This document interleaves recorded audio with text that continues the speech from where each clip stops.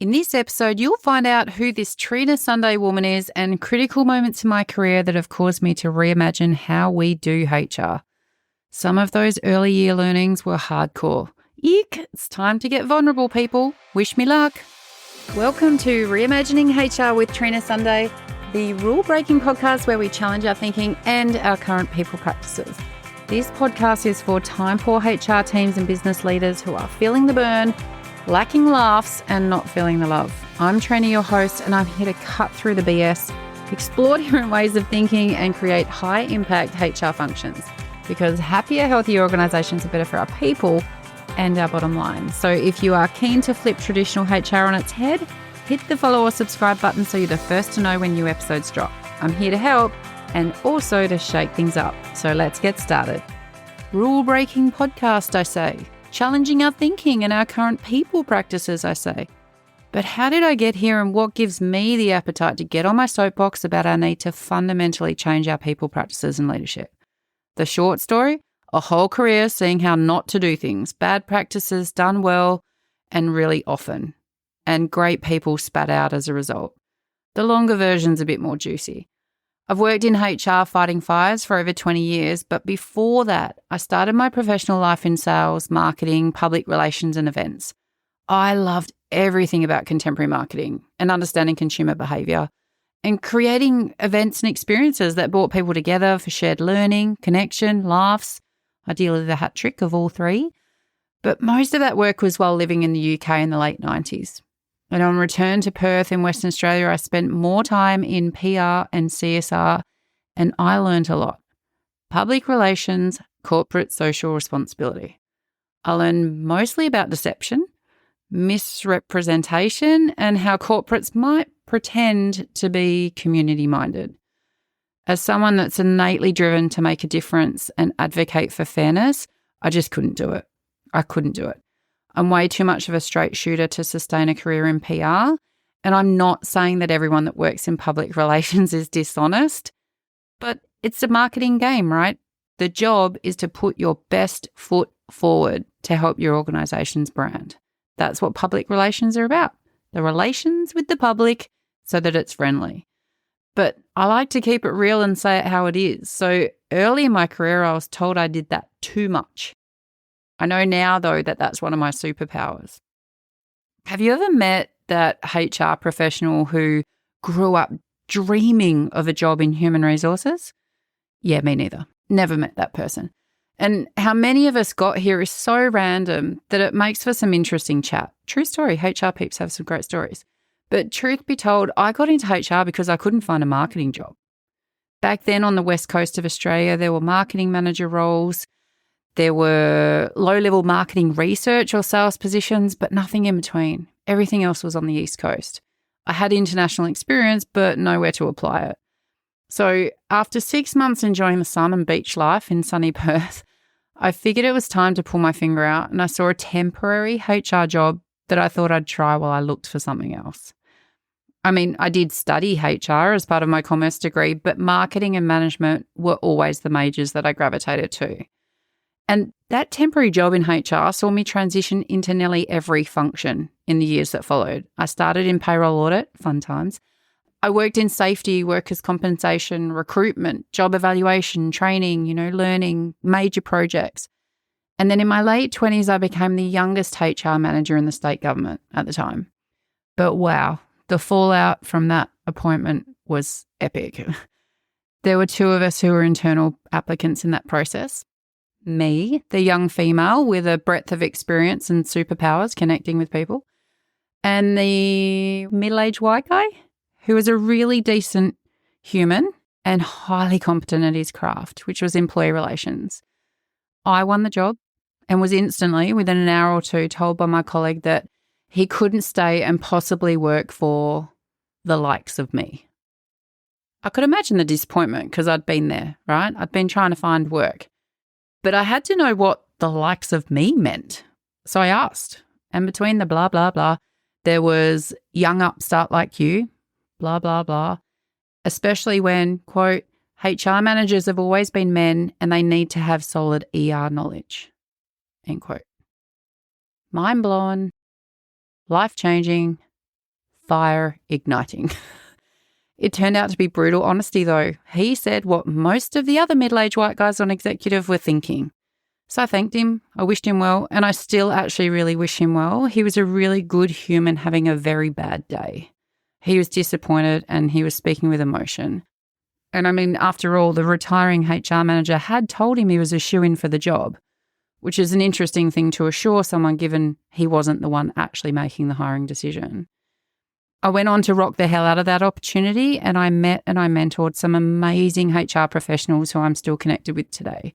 I started careers, I nurtured development, and I believed in people, all the upstarts, not just the women. And I've reflected enough on that early career to know that there are things I would do differently. It's great to look back with hindsight in your mid to late 40s and be able to look back and tell your 20-year-old self what you would do in a leadership role like that. But there was also some really big reality checks about HR in my early career, long before I was managing the function. And to this day, over 20 years I've been working in HR now, to this day, there's not a week that goes by that I don't think about an employee, this one guy, who suffered a catastrophic life-changing injury in 1998. He was a young man, a young father, and he had his whole life ahead of him. Instead, he went to work, he saw his colleague killed, and himself, he faced a life of disability. I've never even met this man face to face. I wasn't even in the organisation at the time. I started 2 years after that explosion had happened. But I was his workers' compensation case manager, and every week I would call him to see how he was, chat about life, see what the kids were up to, and see what he needed. And he told me that no one else had ever done that no one else had taken the time to care, that up until me, that he'd felt forgotten about. And he must have told his colleagues on the front line about this Trina in HR, because I would meet people in those early days at that organisation and they'd say to me, "Oh, so you're Trina. I hear you're putting some heart into HR for a change. Thank you." And it seemed so simple. And I was like, but doesn't everybody think this way? And it was an early lesson. I was 21 years old. And it's amazing how powerful it can be when you haven't actually met someone in person, how strong the bonds and the relationships are that you can build with them. And I've led with heart through my whole career. But the reality is I'm also an empath who is terrible at setting boundaries. And so the emotional toll of absorbing others' pain is a heaviness and a burden that most who have never worked in HR and dealt with some big stuff will ever understand. If you haven't done it, you'll never get it. And as the most senior HR manager, I've been the point person for some critical incidents that, to be honest, have scarred me. They're stories that I'll lean into on a future podcast when I can create the safe space to do so for listeners, but also for myself. Trauma, it's not identified and considered enough in our roles in HR or in organisations generally. And that's something I'll probably dive into another time. But often, our employees and our frontline leaders, they see the policies, they see the procedures and the transactions because that's how they interact with us the most. But those moments when we hold space for the injured, the redundant, the aggrieved, the disappointed, they're never seen. They're private moments wrapped up in the confidentiality of our work, and they're rarely rewarded or even recognised. We can make or break people in those moments, and I fundamentally believe that they're moments that matter. I had to terminate one of my own team members once for poor performance. They're awful, horrible conversations to have.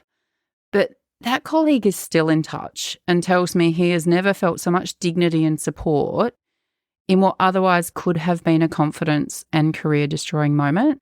I gave a damn. He wasn't a bad person. He was just in the wrong job, so we weren't getting the outcomes that we needed.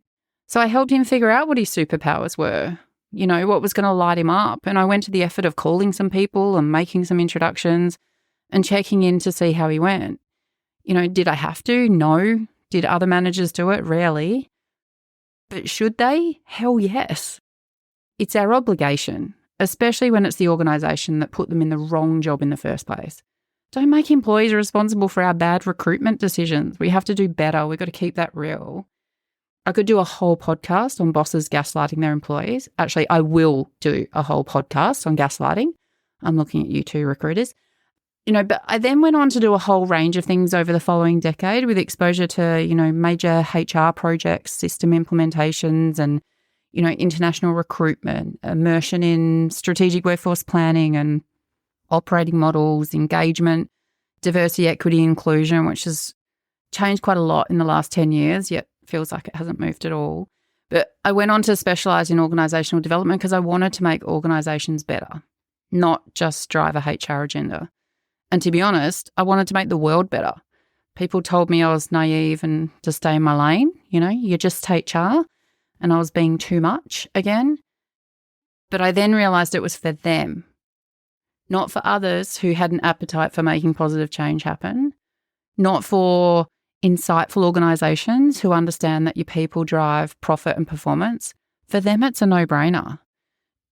I immersed myself in all things culture and behaviour change, toxic leadership, learning it, not practicing it, and pondering why we didn't think about employee behaviour in the same way that we did consumer behaviour.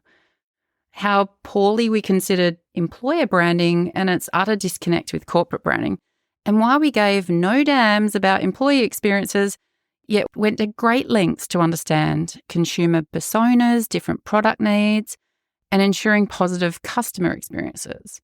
What was with HR's big bang approach and the one-size-fits-all and, protracted transformation projects where, they were often redundant and failed to address real business problems by the time we got to implementation.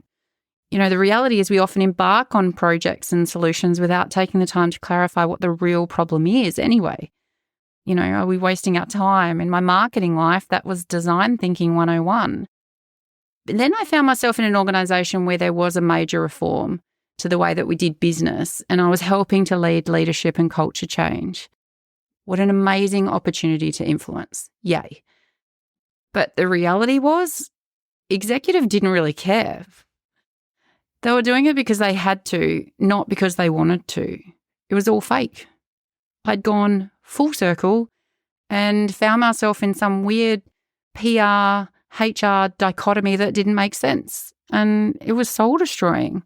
The culture was toxic. The most senior leaders were uninspiring. And my team in HR were in a world of rework as leaders were jostling for position and self-protection because we were nearing closer to a major restructure and downsizing. And only those in the purple circle knew it was coming. It was yuck, and I needed some food for my soul. So I'd been volunteering in Cambodia for a few years, and every time I visited, it reignited my faith in humanity. So I started looking at opportunities to do pro bono consulting to support not-for-profits in the Kingdom of Wonder. I needed a circuit breaker. But that search for pro bono consulting turned into an international move when I relocated to Cambodia 10 years ago in 2014. Bit dramatic, but wow, was it effective. I flipped my work and life on its head, and things have never been the same. Tune into my next episode to hear all about my experiences in Cambodia and how it's reshaped the way I look at people, life, and the HR function. Turns out we can have happy and healthy jobs and lives. Imagine that. Thanks for tuning in and leaning in to this week's episode as we look to reimagine how we show up for our people, organisations, and community. Reach out to us via our website at reimaginehr.com.au with your HR horror stories or suggestions of people you'd love to hear from or topics you want to explore. It's all about people, purpose, and impact, and we are here for all of it. Until next time, take care, team.